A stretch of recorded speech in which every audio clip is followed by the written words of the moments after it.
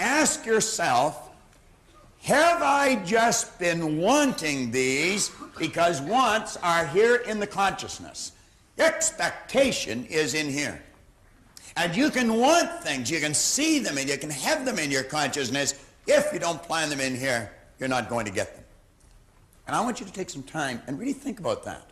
And don't just pass this lesson over and go on and do whatever you're going to do. This is the lesson. It's important that you get them. This is how you get yourself involved. You develop the understanding. It motivates the action, which changes the results. And that's what we said. It's the understanding and application. On page 34, quote at the top of the page, I believe John did that much better than I could do it here with young Mark over here. So desire is the effort of the unexpressed possibility within, seeking expression without, through your action. It's the idea that's cooking in every cell of our being. It's the act that's bubbling under. There's something inside wanting us to go out and do. It's the idea wanting to be expressed. And don't be disheartened if it doesn't happen when you think it's supposed to happen. John mentioned yesterday there's a season for sowing and there's a season for reaping, but you never do both in the same season. When you plant the seed, understand that the idea is a non-physical seed, but it's every bit the same as a physical seed that you plant in the ground. Recently we were having some work done around our house. There was a strip that we had filled in. It was a bit of a ditch. We had it filled in. We were going to have it sodded. And the gentleman that was working on it, he said, you know, he said, this is an excellent time of year to seed. He said it would come through in a week. I said, really? He said, it'd be a lot less work and an awful lot less expensive. I said, go ahead and seed it. And in a week, bang, that grass was out there. It took a week for that seed. That's called the gestation or an incubation period, and that's governed by one of the natural laws of the universe called the law of gender. All seeds have a gestation or an incubation period. I believe the seed for a baby is about 280 days. I've never seen a man coming home after a young lady's gone to the doctor and she come home and she says, darling, blessed event's going to take place. 90 days later, he comes home and he says, well, where is it? Oh, I didn't go to work. No. It's like James Allen said, we wait as one who understands. When spirit rises and commands, God is ready to obey. There's a gestation period. You plant a seed for a carrot. I understand it takes 70 days. We have gained a conscious understanding of what the gestation period is for almost all physical seeds. But remember yesterday we were talking about the water and the steam and the ether, and we were talking about the only difference between the physical and the non-physical is in density or amplitude of vibration. It's exactly the same. Well, keep in mind that an idea is exactly the same as the physical seed. It's exactly the same, only appears different to one of these things we call our sensory factor. But it's exactly the same, and it's governed by exactly the same law. The non-physical world and the physical world is all governed by the same law because it's the same world. It's the opposite side of the same thing. But you cannot see that with your sensory factors. You've got to see it with an inner eye of understanding. On page 34, we say, in other words, your idea, your dream, or goal can only be desire once it has been properly planted in this creative universal intelligence. And we suggested how you do that. You do that through constant spaced repetition, and you do it in a totally relaxed state. I don't think you write very good music, Scott, when you're uptight and things are bothering you and you got real pressing problems. You see, tension tires, relaxation rests and renews. Relaxation opens the chakras and lets the power flow freely through you. And that's really what you are as a channel. Use your relaxation, your visualization tape. You say, however, once your desire has been firmly established, it is the expectant attitude that ensures your goal or dream is not uprooted or replaced by any opposing idea. You see, when you understand how this power works and your conscious relationship to it, you're not going to be knocked off track by circumstance because you are expecting the right thing to happen. Like Paul Hutsey said, he said, I found the 10-acre lot because I was looking for the 10-acre lot. Most people don't expect it. They just think because they've changed vocations, they've changed towns, they've changed spouses, they've changed clothes, they've changed cars, that everything's going to happen. You don't change the kitchen by painting the outside of the house. If you want your results to change permanently and dramatically, you got to change them inside. Now we're on page 34. Therefore, it is imperative that you understand the following 3 points from Genevieve Breran's phenomenal book, Your Invisible Power, John was working with earlier. For they will help you to develop the understanding you need to form the expectant attitude. Now, let's take a look at these 3 points. All space is filled with a creative power. It's not just inside, it's like we said earlier, it's everywhere. This creative power is amenable to suggestion. You create the idea, and as you get emotionally involved in it, you've placed it in the universe, and the entire universe comes to your beck and call. Such a phenomenal idea for us to grasp. We say the creative power only works by deductive methods. John covered that early yesterday. What do we mean by that? Deductive methods. It only has the ability to accept the idea and move it into all its necessary parts for the manifestation of the idea. It has no ability to add one fact, one idea, one thought. It cannot add anything to it. It's like a mold. What you pour in, that's what you get back. This creative power only works by deductive methods. You build the picture, I'm telling you, just think about it. You can build a picture in your mind, you turn it over, and that's the way your life starts to go. The same way the architect designs the building, the same way you design how your table is going to be set, the same way you design how to make that dress, the same way you design how to make that table, the same way Paul designed the way he wanted his house, you can design your life. All aspects of it. And it works by exactly the same law. Now, Thomas Troward in his writing emphasized this last point because it implies that the action of this ever-present creative power is in no way limited by precedent or what has gone on before. What do we mean by that? Well, I'll tell you exactly what we mean by it. Your present or past results have absolutely nothing to do with what's going to happen from this point forward. Now, that was the point that Ray Stanford drilled into my head. You see, I kept thinking, well, gee, I'm such a mess up. You know, I've done everything wrong up till now. I'm 26. I'm broke. I'm not happy. Everything was wrong. He said, Bob, that's all in the past. He said, every moment is a new moment. We shouldn't condemn ourselves. And he said, what you were yesterday, you paid for. What you are today, you decide upon. That's exactly what Troward's saying. This power in no way is limited by precedent. Even in a creative state, we sometimes don't understand that. Do you know why airplanes, right up to today almost, have wings on them? Because birds have wings. Birds fly, they have wings. If you're going to get a plane to fly, you got to put wings on it. Do you? No. We've got planes flying without wings today. You know why? Never did need wings. But you see, the thinking was, to a degree, limited by precedent. Birds fly with wings. Planes have to have wings. Planes do not have to have wings. You're creative. If you can visualize it, you can do it. It doesn't matter what it is. That's what Hill said. Anything the mind can conceive and believe, it can achieve. Said in other words, this universal creative power creates a creative direction from the idea or image that you impress upon it. It's just sitting there and it's waiting and saying, whatever you ask for, I'll give you. Before you speak, I'll hear. Is that just a nice little piece of scripture? Before you speak, I'll hear. Well, let's analyze it from a logical point of view. What precedes the spoken word, the thought? What's the thought setup? It sets up the vibration. What is this work by? By vibration, movement. See, one of the laws of the universe is vibration. Everything vibrates, nothing rests. Everything from the electron to the universe is in a state of movement. Before you speak, I'll hear. Sound of God evolves around the law of vibration.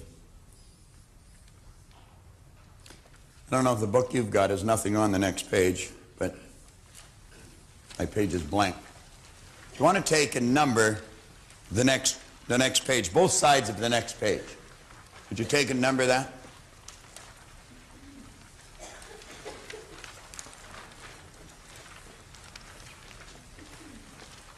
Now, how many of you, or did you, write 35 and 36 on the next two pages?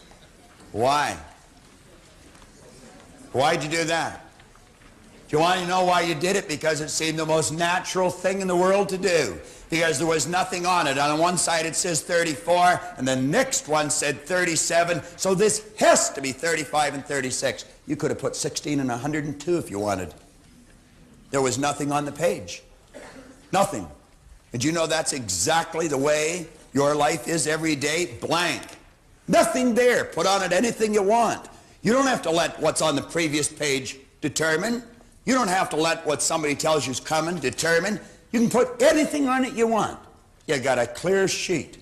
You have right now, Mark has, I have, John has. Every one of us has. Now, grasp that. We can start over right now, build the image. You see, L did that. He said, I'm not going to work for $18,000 anymore. I am not going to be average anymore. I understand. When he went through the seminar, he started to grasp this. I understand there's something special about me. I'm going to treat me the way God meant me to treat me. Did his wife benefit? I guess she did. Did his daughter benefit? I guess she did.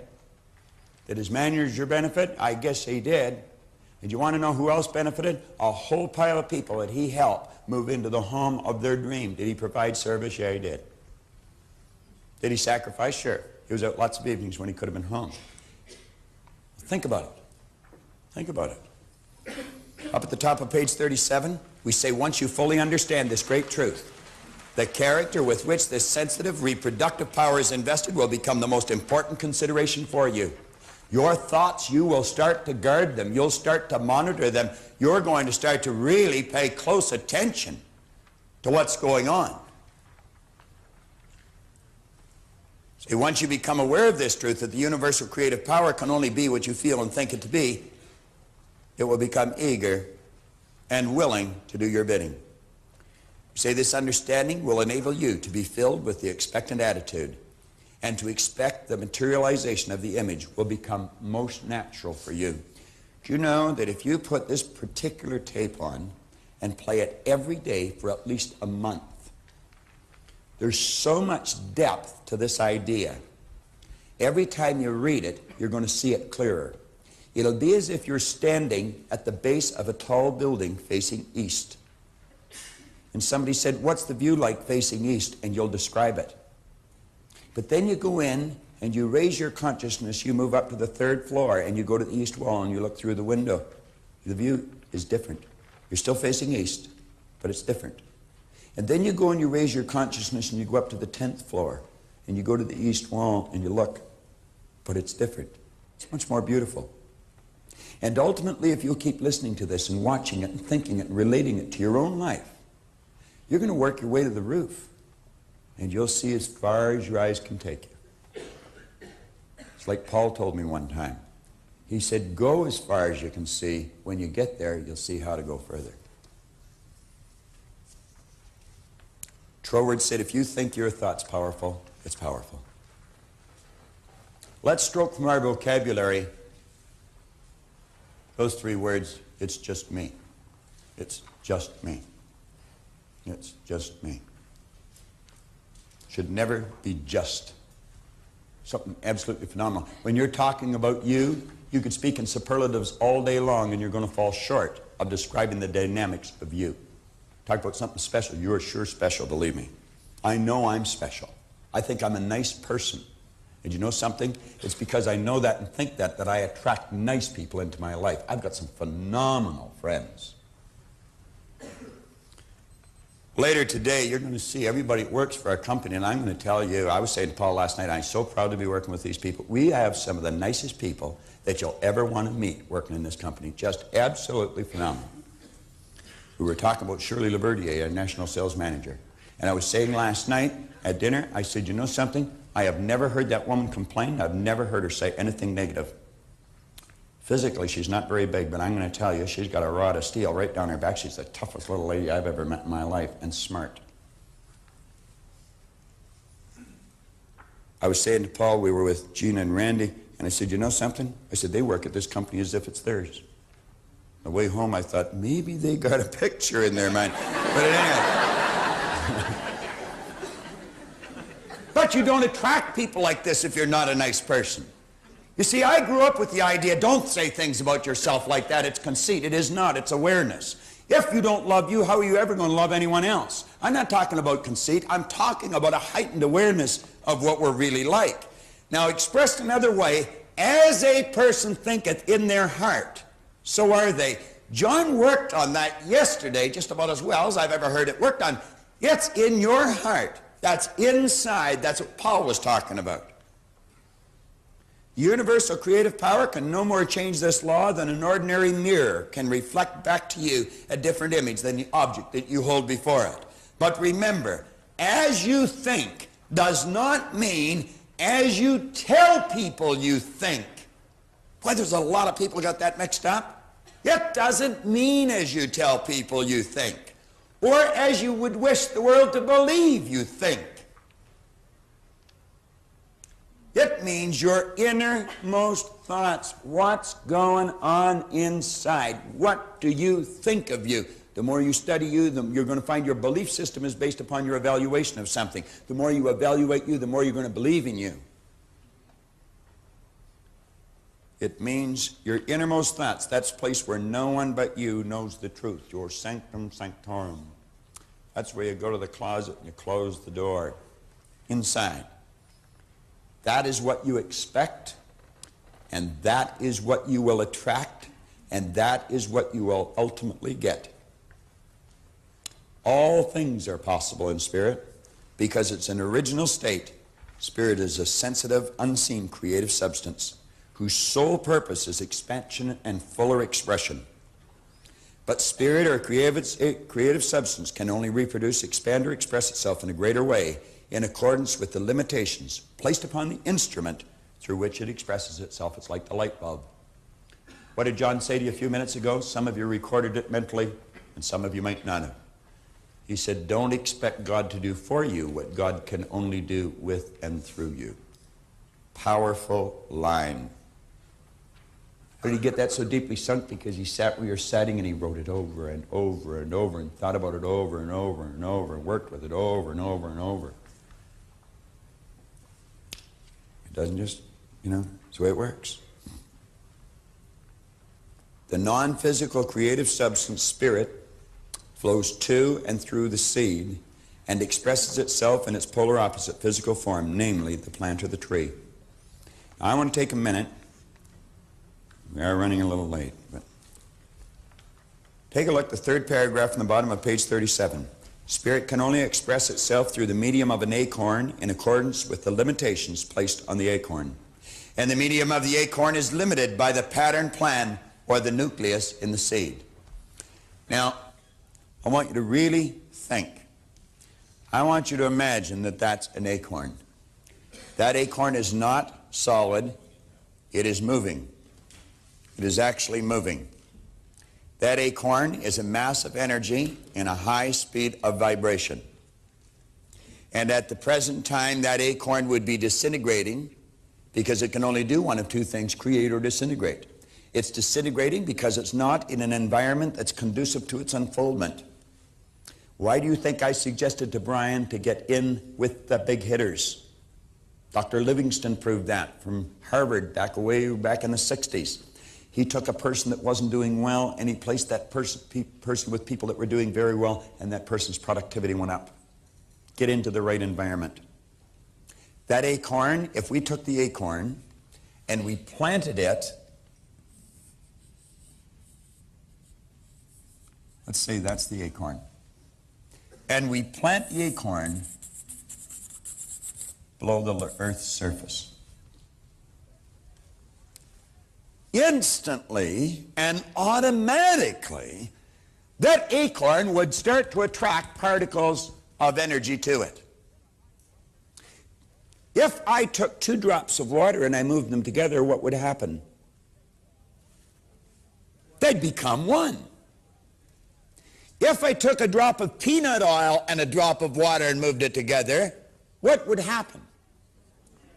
They'd repel. Why? Because they're not on the same frequency. They're both massive energy, but not in harmonious vibration. There's all kinds of particles of energy in the earth that are not in harmony with the vibratory rate of the acorn, but they won't be attracted because they're not on the same frequency. Now that acorn has a pattern plan or a nucleus in it. You'll hear many people say the oak sleeps in the acorn. That's not true. You'll never find an oak tree in an acorn. You can dissect it with the most powerful microscope you'll ever get your hands on. You'll never find an oak tree in it. Do you know why? There isn't one there. The oak tree's in the universe. Where does everything come from? Everything just is. Everything is an expression of the same thing. Everything, all supply comes from one infinite source, a non-physical source. Same as your money, your health, and everything else. This acorn has no ability to alter its state of vibration, so it keeps attracting little particles of energy, just like a magnet. And as they join with the acorn, it's like the drop of water. Keep adding drops to it, and pretty soon you're going to have a big puddle. This thing has to what? Expand. We call that growth. And a shoot comes out of the bottom, and another little shoot comes out of the bottom. Pretty soon a shoot comes out of the top, and it bursts through the earth into the atmosphere. And from the atmosphere, particles of energy, unseen to the physical senses, but not unseen to this power, and it's attracted, and that thing starts to grow, and pretty soon it has roots, and it has a trunk, and bark, and branches, and twigs, and leaves, and it has the whole thing. Do you know why? It cannot change its state of vibration. It's locked in. That's why an acorn can only grow into an oak tree. Carrot seed can only grow into a carrot. Want to know what makes us unique? We can grow into anything we choose because we build the idea, it becomes the nucleus, it controls our vibration, and that dictates what we attract to us. You know what our problem is? We're growing into an oak tree one day, a carrot the next, a maple tree the following day. And you know why we do that? Because we don't see what we think with our limited awareness is coming to us on time. We want the leaves before we even get the roots. Won't work. Never has, never will. Get locked into your idea and stay in that vibration regardless of what's happening. I've often said you'd have to put a great big bullet right through here to get me to stop doing what I'm doing. I don't want to do anything else. I made up my mind a long time ago. This is what I was going to do, and I was going to work at getting better at it every day. Lock into something. Find something you love to do and dedicate your life to it. I see people come into this business, and because they haven't made it in 3 weeks, they say, oh, hell, it won't work. You know, what do you mean won't work? Anything will work. They do it like they play a yo-yo. It's up and down, I'll throw the yo-yo away. You know? Never master it. Do you know the average person reads at a grade 7 level? We learn to read by the time we're in grade 7 and never improve upon the skill. Very few people ever master anything. I want to suggest that through the repetition of listening and looking and watching this, you're going to master whatever you love to do. Go and do it. Get the courage to step out and do it. On page 38, Genevieve B. Rand said, when your understanding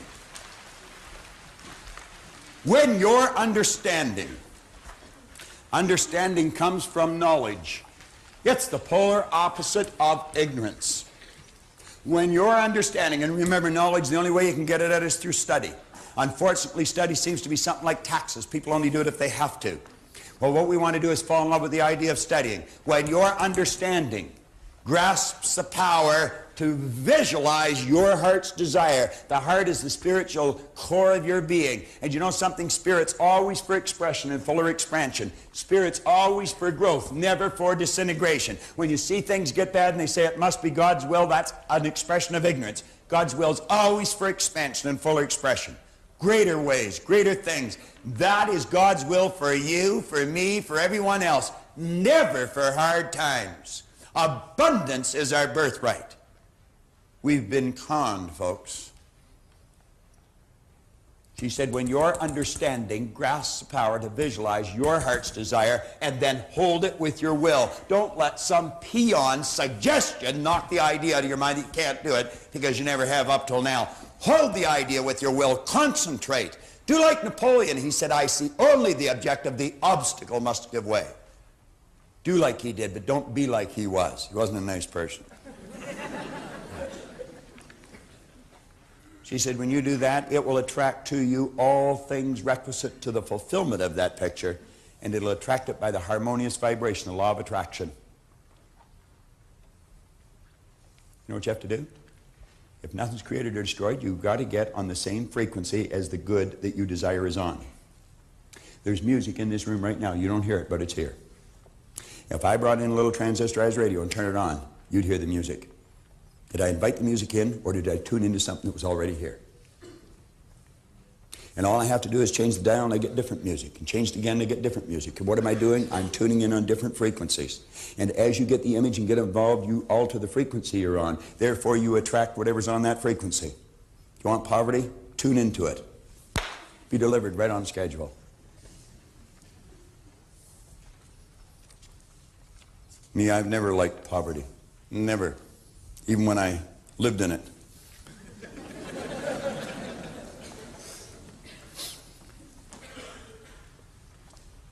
Now the rest of page 38 is pretty, well, self-explanatory. You fill it in, but make sure you fill it in. On page 39, there are 3 lessons here, or 3 concepts. It'll take in whatever John's explained and what I've explained. 3 certain steps for prosperity in all areas of your life on page 39. Number 1, build the image. That's plugging in the bigger bulb so that you can illuminate your life in a greater way. Turn it over to Spirit. Turn it over to Spirit. Let go and let John. Let go and let God. I was thinking of John as I was saying that. But for good reason. So we didn't edit it. It's for your benefit too. You know, when John and Pat Swanton talked to me about that house on Seven Bards Walkway that I made reference to yesterday, that Vera bought and Brian and Leslie now live in, they came to me after they put a deposit on that, and they were worried because they didn't have the money. They couldn't even see where it was coming from. And I used that quote of Genevieve B. Rand's. I said, believe it's coming and it'll come. Just let go and let God. And it was a very, very funny feeling the day they moved into that house, because I was there and they moved into the day, 18th of December. The only thing that was in that house that was movable was the stove and the fridge. And on the refrigerator were a pair of praying hands, magnetic ones, that said, let go and let God. God's everywhere. He's everything. We'll work through you. We'll give you whatever you want. But you've got to ask for it. And you ask in the form of feelings. Number 3, expect. Well, if you take this lesson and you study it, you listen to the cassette tapes, and you watch these audio tapes or visuals, and you watch them over and over and over again, the expectation is going to become natural. We've already covered that. Expect it with your heart and soul that Spirit will reward you openly for your faith. It will reward you openly for your faith.